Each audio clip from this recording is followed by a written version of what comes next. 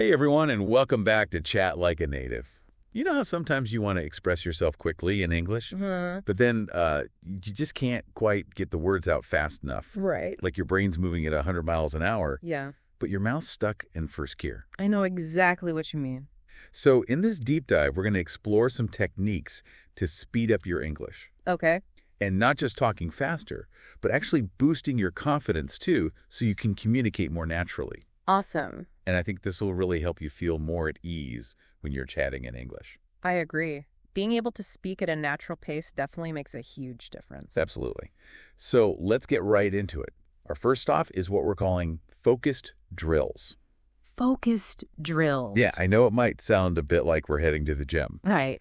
but trust me, these drills are all about targeted training for your mouth Okay. and your brain Oh, to help you articulate those words clearly and quickly. I like it. First up, we've got tongue twisters. Oh, tongue twisters. Those are classics. Yeah, they are. And, they might seem a little silly at first, Uh-huh.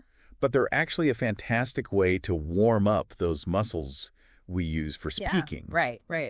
Getting them all coordinated so you can articulate faster. That's like a warm-up for your mouth. Exactly. It is. And so a really good one to start with is, she sells seashells by the seashore. Oh, yeah, that's a good one. She sells seashells by the seashore. Yeah, go ahead and try saying that a few times. She sells seashells by the seashore. She sells seashells by the seashore. Yeah, and the key is to start slowly, Uh-huh. Focus on making each sound as clear as you can. Absolutely. Really pronounce everything correctly. Right. You don't want to be stumbling over the words at this stage. Exactly. Especially at first. It's all about building that clarity and precision. I think what's interesting from a phonetic point of view is how tongue twisters really target those specific sound combinations. Yeah. You know, the ones that can sometimes trip up non-native speakers? So by practicing these sounds deliberately, you're kind of streamlining your pronunciation. You are. It's like you're training your mouth to navigate those sounds more smoothly and efficiently when you're actually speaking. Exactly. Yeah. And, even when you're repeating it slowly, Yeah. you'll notice that it starts to become a little more automatic. Yeah, it's true. And that repetition is really key, Repetition is key for so many things. It is. It helps you build what we call muscle memory in your mouth. Oh, that's a good way to put it. Muscle memory for your mouth. Yeah. And, it's kind of like a musician practicing scales. Mm-hmm. Like it might seem super repetitive, Right. but those scales are building that dexterity in their fingers. Yeah. So then when they're playing an actual piece, Yeah. the movements are just smooth and natural. It flows. Yeah. And it's the same with speaking. The more you practice those sounds, the easier they become. Absolutely. And it's not just about these traditional tongue twisters, I think you can also do the same kind of practice with short phrases that you use all the time. That's a great point. Like think about greetings or simple responses to questions or phrases related to your work, things like that. Yeah. Just practicing those core elements of your speech. Right. Making them super automatic. It frees up mental energy when you're actually having a conversation. Makes a huge difference. It really does. It lets you focus on the content of what you're saying. Absolutely. So we've had a bit of fun with the tongue twisters. Right? Now let's move on to our next focused exercise. Okay. And this one is called shadowing. Shadowing. Shadowing. What is that? Well, it might sound a little mysterious, but it's actually very straightforward. Okay. And it's a really powerful technique for improving both your speaking speed and your rhythm. That sounds promising. It is. So basically, with shadowing, you listen to someone speaking fluent English. Okay. This could be a podcast, Uh-huh. a TV show, a news report, anything like that. Okay. And then you try to repeat what they're saying almost simultaneously. Wow. So you're like their shadow. Yeah, exactly. You're mimicking everything, not just the words, Mm-hmm. but also their rhythm, pronunciation, even the way their voice rises and falls. That's interesting. It is. Yeah. And at first, don't worry about understanding every single word. Okay. The main goal is just to get a feel for that natural flow and cadence of English. I see. So it's more about mimicking the overall sound and flow of the language. Exactly. It's like you're getting into the groove of how English is actually spoken. That makes sense. I can see how that would be helpful for picking up on those subtle cues that contribute to faster, more natural speech. It totally is. Yeah. It's like you're absorbing the rhythm of the language almost subconsciously. Yeah, like osmosis. What I find fascinating is the way shadowing combines listening and speaking. Right. It's not just passive listening, you're actively engaging with the language. Yes. And by trying to keep up with a native speaker, you're training your brain and your mouth to work at a faster pace. That's a great point. It's like a workout for your speaking skills. It really is. You're pushing yourself to process and produce language in real time. Absolutely. And you can start small, Yeah. just shadow a sentence or two at a time. Okay. No need to jump into a whole speech right away. Right. Small steps. And don't be afraid to rewind and try again if you get stuck. Yeah. It's all part of the process. Repetition is key. Repetition is key. And from a cognitive science perspective, this technique is really interesting. Oh, how so? Well, when you mirror the prosody of native speakers, you're essentially internalizing these underlying rhythm and intonation patterns of English. I see. And you're doing it without even realizing it. It's like bypassing all that conscious analysis. Right, right. And then your speech starts to flow more naturally. Wow. It's pretty amazing. You start to pick up on how words are linked together, where the pauses naturally occur. That's so cool. So you're not just mimicking, you're actually absorbing the patterns of the language. Exactly. Right. So we've got tongue twisters to limber up our mouths. Right. Shadowing to get that rhythm down. Uh-huh. Now, for a technique that might feel a little, well, exposing at first, but it offers amazing insights. Recording yourself speaking. Recording myself. Yeah. It's like becoming your own language coach. I see. In a good way, of course. Okay. The idea is simple. Just grab your phone or your computer and record yourself speaking for a short period of time. Okay. You can read a paragraph from a book, Right. answer a simple question, just talk about your day, anything you like. All right. And I think, we can all relate to this. Yeah. The first time you hear your voice recorded, it can be a little surprising. Oh, yeah, definitely. But put that aside, because the real value is in listening back objectively to what you said. Okay. It's about becoming aware of those little things you might not even realize you're doing. I can see that. Yeah, you might notice yourself hesitating a lot or using filler words like or more than you thought. Yeah. Maybe your speaking speed is uneven. Right, right. You speed up and slow down abruptly. It's like watching a video of yourself playing a sport. It is. It is. You suddenly see all these little things you could tweak. Exactly. And but pinpointing those areas where you tend to slow down and stumble, Right. you can really work on them in your practice. Absolutely. And the best part is you can make this a regular habit. Yeah. Don't just record yourself once and forget about it. Right. Try doing it once or twice a week. Uh-huh. Really listen critically to your recordings. It's like checking in with your progress. It is. Like, are those pauses getting shorter? Yeah. Are you speaking a bit more smoothly? It's like tracking your improvement over time. Exactly. All right, so our final focus drill is all about putting ourselves under a bit of friendly time pressure. Oh, time pressure. Okay. We're going to do some time speaking exercises. All right. So this is where you set a timer, maybe for 1 minute to begin with. And you challenge yourself to speak continuously about a topic you're familiar with. Right. Until the timer goes off. Okay, so it's about keeping the words flowing. It is. It is. And the goal isn't to be perfect or to cover every detail. Right. Just keep talking within that set time. Okay. Pick something you know well, like your favorite food, a recent movie, your commute to work, anything easy to talk about. I like that. And that timer creates a little sense of urgency. Right. That kind of forces you to think and articulate more quickly. Makes sense. And not get caught up in finding the perfect word. So you have to think on your feet. Yeah, you do. You do. And it's natural to feel a little rushed at first or stumble over some words. That's totally normal. It's part of the process. The point is to get comfortable expressing yourself in real time, even if it's not perfectly polished. That makes sense. So you're building up that ability to think and speak quickly. Exactly. And with practice, that's when you start to see the real improvement in your fluency. Absolutely. Okay, so those are some practical drills to get our mouths moving a bit faster. Great drills. But, speed is just one part of the equation. We also need to feel confident when we speak. Absolutely. Confidence is key. It is. It really is. It's just as important as speed, sometimes even more so. I think a lot of people slow down their speech because they're afraid of making mistakes. It's true. It's true. That fear can really hold us back. And it's a shame because when you're more confident, you naturally speak at a faster pace. It just flows. It does. So let's talk about how we can build that confidence. Okay, let's do that. Our first strategy is all about preparation. Preparation. Yeah. Now, this might seem obvious, Right. but it can really make a huge difference in how confident you feel.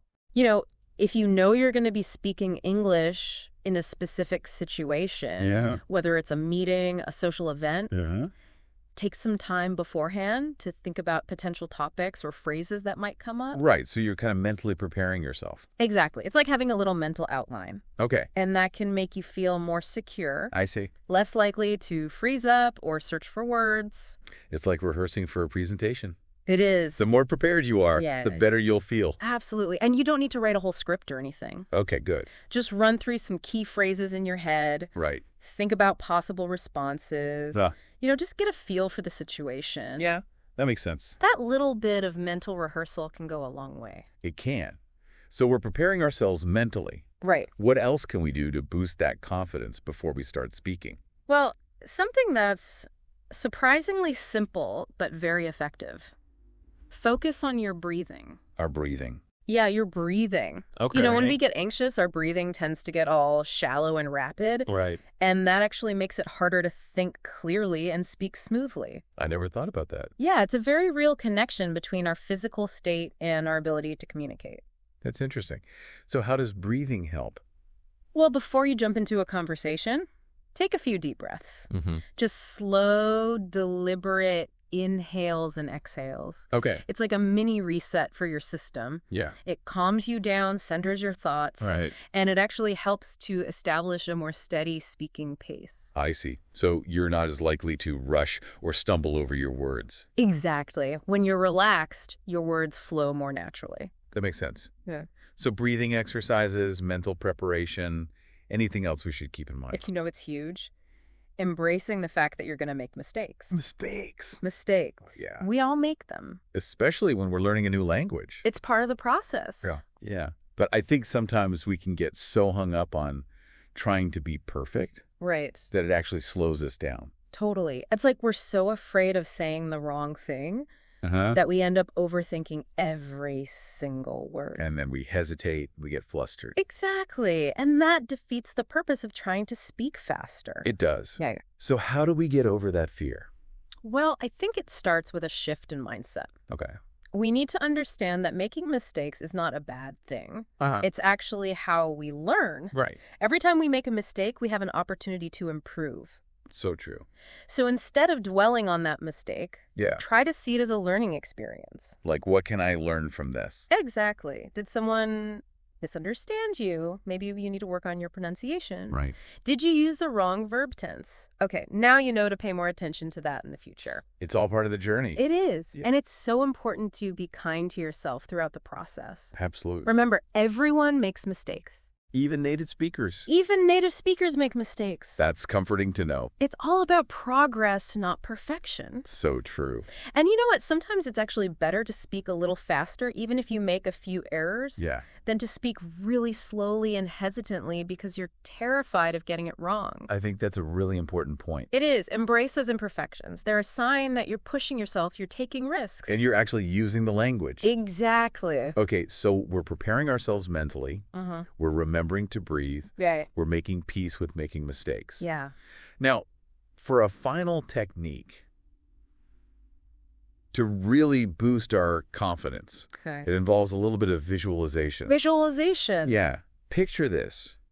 You speaking English confidently and fluently. Okay. Take a few minutes each day to really imagine that. Right. Create a detailed mental movie in your mind. Okay. What does it feel like to speak effortlessly? How do people react to you? Right. Really visualize those positive outcomes. Interesting. It's like a mental rehearsal. It is. And the amazing thing is, it can actually boost your self-esteem. Really. Yeah. And help prepare your mind for success in real-life situations. It's like you're training your brain to believe that you can do it.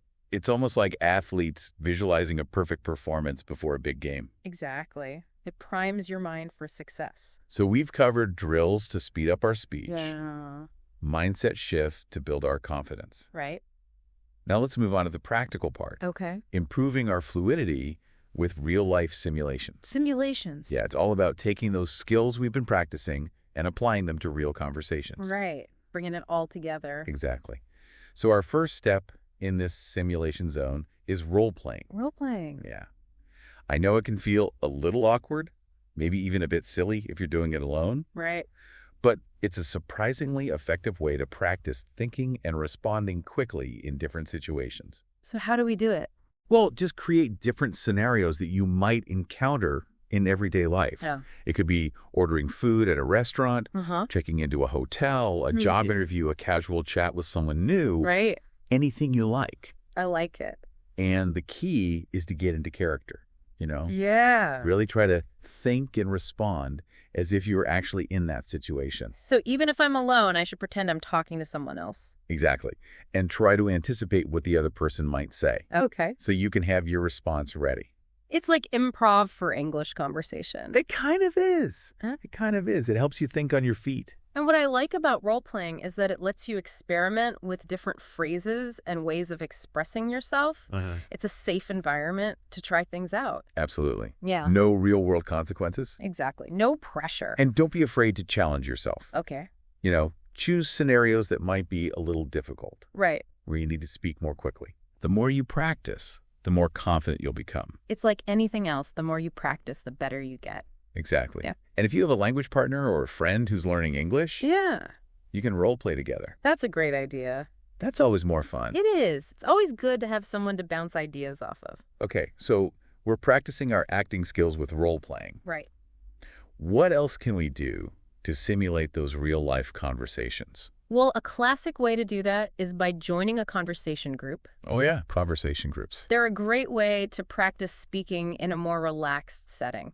And the best part is you get to interact with different people.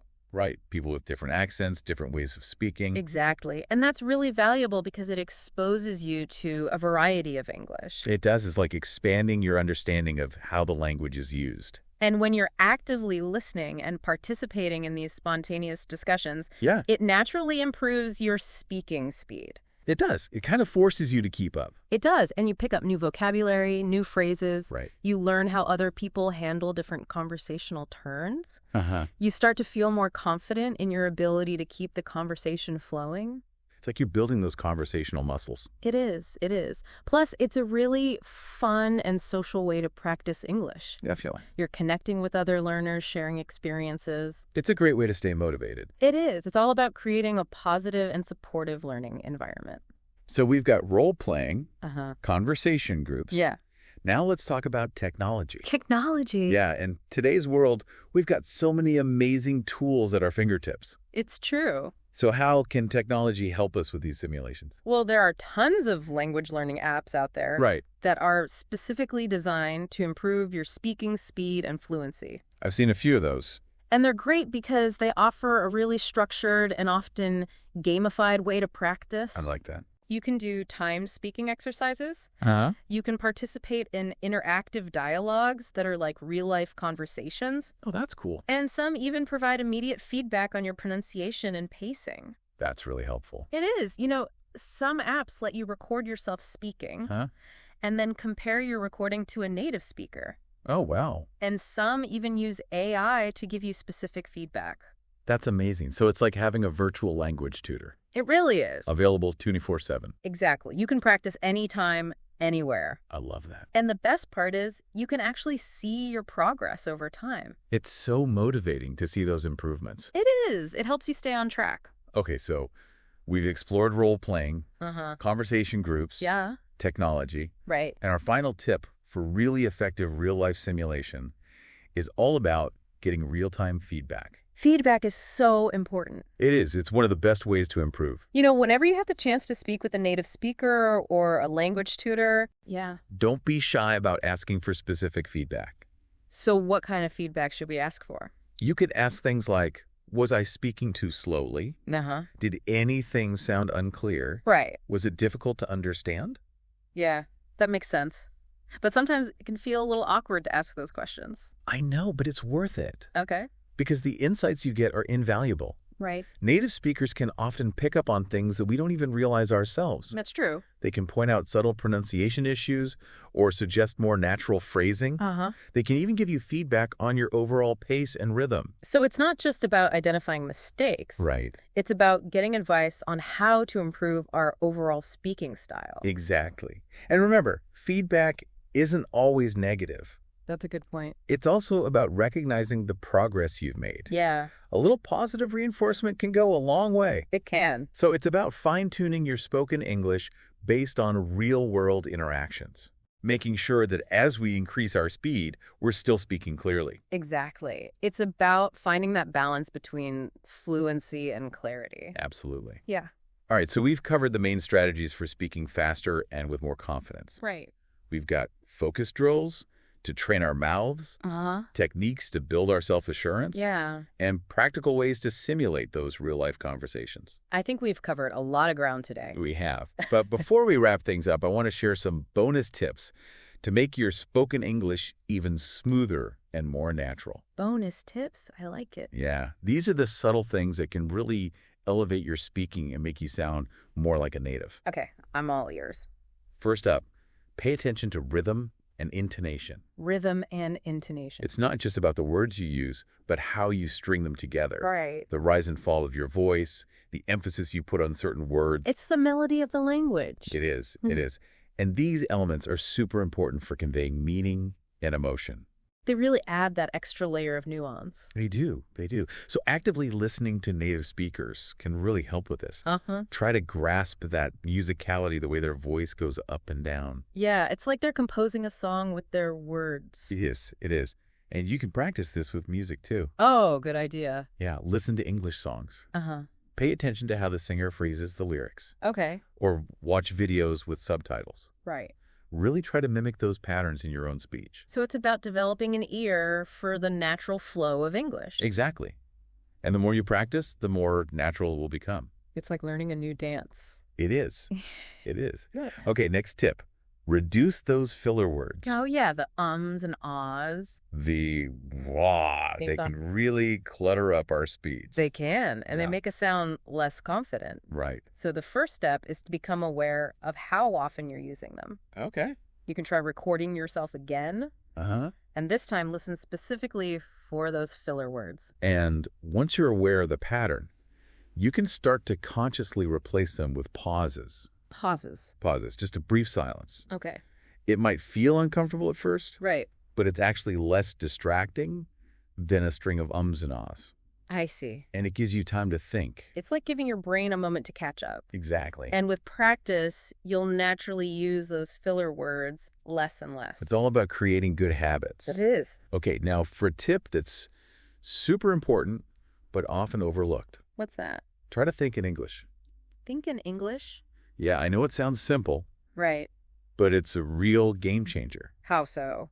Well, a lot of learners tend to think in their native language. And then translate those thoughts into English before they speak. Yeah, I've definitely done that. And that translation process slows us down. Right. It adds an extra step. So the goal is to bypass that step altogether. Okay.